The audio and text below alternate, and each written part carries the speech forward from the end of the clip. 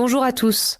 Bienvenue à Lingopai News in Easy French. Aujourd'hui, nous vous présentons les principales actualités de ce vendredi 6 février 2026. Nous commençons par les événements qui façonnent notre monde actuel. Les États-Unis et l'Iran mènent des négociations à Oman afin d'éviter une guerre. Le président Donald Trump souhaite que l'Iran mette fin à son programme nucléaire, mais l'Allemagne met en garde contre un danger accru. Une puissante explosion a frappé une mosquée à Islamabad, au Pakistan. Au moins 31 personnes ont trouvé la mort et des dizaines d'autres ont été blessées pendant la prière du vendredi. Vladimir Alexeïev, une personnalité de l'armée russe, a été victime de plusieurs coups de feu à Moscou dans ce qui semble être une tentative d'assassinat, poursuivant ainsi la série d'attaques récentes contre des militaires de haut rang. Passons maintenant à l'actualité sportive. Les Jeux olympiques d'hiver 2026 débutent aujourd'hui en Italie. Des manifestations ont eu lieu avant la cérémonie d'ouverture, mais les fans sont impatients de voir les Jeux commencer. Le snowboarder canadien Mark McMorris a fait une chute pendant l'entraînement. Il a dû être transporté à l'hôpital et ne pourra pas participer à l'épreuve de Big Air aux Jeux olympiques. Passons maintenant aux actualités internationales.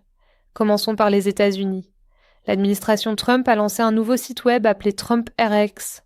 Il promet d'aider les Américains à acheter des médicaments à moindre coût. Les démocrates au Congrès veulent réformer le département de la sécurité intérieure. Ils pourraient refuser d'approuver le budget de l'agence si les règles ne changent pas. Passons maintenant à l'Amérique latine. Le Venezuela a adopté une nouvelle loi visant à gracier les prisonniers politiques. Cette loi aidera les personnes qui ont été arrêtées pour avoir manifesté contre le gouvernement. Cuba élabore un plan pour faire face à la pénurie de carburant. Les États-Unis ont menacé de sanctionner les pays qui vendent du pétrole à l'île. Passons maintenant à l'Europe.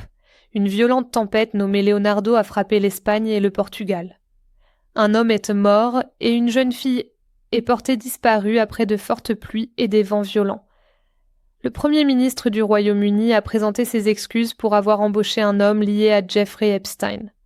Les gens remettent en question son jugement. Enfin, passons aux actualités internationales.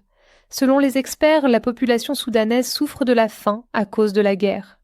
La famine s'est étendue à d'autres villes de la région du Darfour. Une explosion dans une mine de charbon en Inde a fait 18 morts. La mine n'était pas réglementée et les sauveteurs recherchent d'autres travailleurs piégés.